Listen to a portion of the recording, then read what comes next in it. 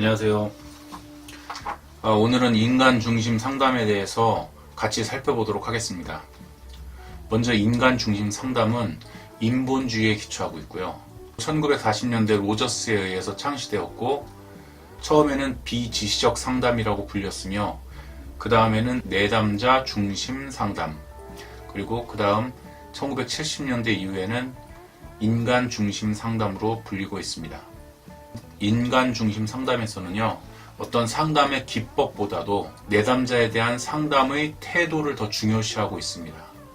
인간은 태어나면서부터 자기 잠재력을 실현하려는 경향성과 가능성을 가지고 있는 존재로 보고 있고요. 상담자의 역할은 내담자가 자신의 능력을 실현할 수 있도록 돕는 역할을 하게 됩니다. 먼저 주요 개념을 한번 살펴보도록 하겠습니다. 첫 번째 주요 개념으로는 만약 무엇이라면 무엇이 된다 라는 것입니다. 만약 무엇이라면, 이것은 바로 인간 중심적 환경을 이야기하는데요. 이는 상담자가 인간 중심적 태도를 통해 내담자와 촉진적 관계를 맺음으로써 형성이 됩니다. 두 번째로는 자기 실현 경향성이라는 것이 있습니다. 이 자기 실현 경향성은 인간은 누구나 자기를 실현, 보전, 유지시켜서 자기를 실현하려는 경향이 있다는 것입니다. 세 번째로는 충분히 기능하는 인간이라는 것인데, 이것은 인간 중심 상담의 목표입니다.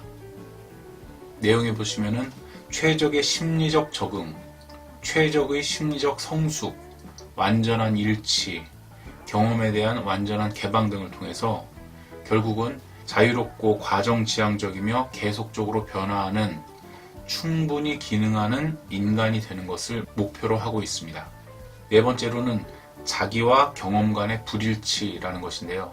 자기라는 뜻은 자신이 가지고 있는 신념을 의미하고, 경험이라는 것은 실제의 현실을 의미합니다. 그래서 타인에 의해서 형성된 개념과 실제로 현실에서 겪게 되는 것이 차이가 나게 됐을 때 현실을 부정하고 이상에 도달하려는 과정에서 고통을 느끼게 된다는 것입니다. 다음으로 상담 과정과 기법에 대해서 살펴보도록 하겠습니다. 여기에서는 세 가지 중요한 단어가 나오는데요. 첫 번째로는 진정성, 두 번째로는 긍정적 수용, 세 번째로는 공감적 이해라는 단어가 있습니다. 첫 번째로 진정성이라는 것은 진정성, 진실성, 일치성, 투명성, 순수성, 개방성, 행동의 통일성, 자기일치 등으로 해석되는데요. 여기서 말하는 자기일치라는 것은 여러 가지 감정, 소망, 이렇게 내적으로 가지고 있는 생각과 그 외적으로 표현되는 것이 일치하는 것을 의미합니다. 그래서 상담자는 상담하는 과정을 통해서 자신의 그런 느낌과 생각들을 솔직하게 표현함으로써 자기 일치성을 보여주게 되는데요. 그렇다고 해서 그 자신의 모든 생각을 마구잡이로 표현하는 것을 의미하지는 않습니다. 여기서 진정성은 내담자가 상담자의 표현을 신뢰할 수 있도록 해줍니다. 진정성의 효과로서 5가지 정도 예를 들어보면, 첫 번째로는 내담자와 상담자 간의 기초 관계를 형성한다는 것이고요. 두 번째로는 불확실성으로부터 내담자가 스트레스를 받지 않도록 해준다는 것입니다. 그래서 내담자가 불필요한 의심이나 생각들을 통해서 시간과 에너지를 소모하지 않도록 해준다는 것입니다. 세 번째로는 내담자에게 더 많은 신뢰감을 갖도록 해줍니다. 그리고 네 번째로는 상담자의 진정성은 내담자의 진정성을 촉진하게 합니다. 다섯 번째로 상담자의 진정성은 내담자의 자기 탐색을 촉진할 수 있도록 해줍니다. 그리고 두 번째로는 긍정적 수용이 있는데요. 이 긍정적 수용이라는 것은 내담자를 대하는 상담자의 근본적인 긍정적 태도를 의미합니다. 거기에는 크게 2가지로 나눠볼 수 있는데요. 첫 번째는 온정과 보살핌, 두 번째는 존중과 무조건적임, 이렇게 나눠볼 수가 있습니다. 첫 번째로 살펴본 온정과 보살핌에서 온정은 상담자의 따뜻한 마음을 의미하고요.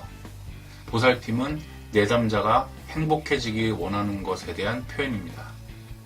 두 번째로 존중과 무조건적임이라는 것은, 존중이라는 것은 내담자를 상담자와 같은 위치에 있는 동일한 권리와 가치를 가지고 있는 대화 파트너로 생각한다는 것이고요. 무조건적임이라는 것은 조건 없는 존중과 수용을 의미합니다. 하지만 여기서 모든 태도와 행동을 좋게 여기는 것을 의미하지는 않습니다. 긍정적 수용의 표현 방법에는 표정, 몸짓, 자세, 목소리 등 비언어적 태도도 매우 중요합니다. 베버가 제시한 상담자의 유의사항이 있는데요. 이는 긍정적 수용을 위해서 상담자가 어떤 것에 유의해야 되는가를 제시해주고 있습니다. 첫 번째로는 상담자가 자기 경험 집단이나 개인 상담을 통해서 먼저 자기 자신을 수용하고 존중하는 것을 배워야 한다는 것입니다. 그랬을 때에만 내담자를 인정하고 수용해 줄 수 있다는 것입니다. 두 번째로 내담자에게 자신의 가치, 척도를 강요하지 않아야 된다는 것입니다. 세 번째로는 비언어적, 신체적 언어를 적극적으로 활용할 수 있어야 한다는 것입니다. 네 번째로는 무의식적 자기 보호와 자기 방어를 인식하고 수용하려고 노력해야 한다는 것입니다. 여기서 무의식적 자기 보호와 자기 방어는 상담자가 내담자를 정확하게 이해하지 못했을 때 자신도 모르게 나타나는 그런 자기 방어적인 태도를 의미합니다. 다섯 번째로 상담자와 내담자는 모두가 개성을 가진 존재라는 사실을 인정해야 한다는 것입니다. 여섯 번째로 상담자와 내담자의 관계에서 정신분석학에서 말하는 전이가 일어날 수 있음을 인식하고 이에 근거해서 내담자를 수용하고 존중해 줄 수 있어야 한다는 것입니다. 일곱 번째로 수용과 존중을 할 때 상담자는 자신의 한계를 인정하고 진실해야 한다는 것입니다. 여덟 번째로는 그러나 라는 단어로 표현을 시작하지 않도록 유의해야 한다는 것입니다.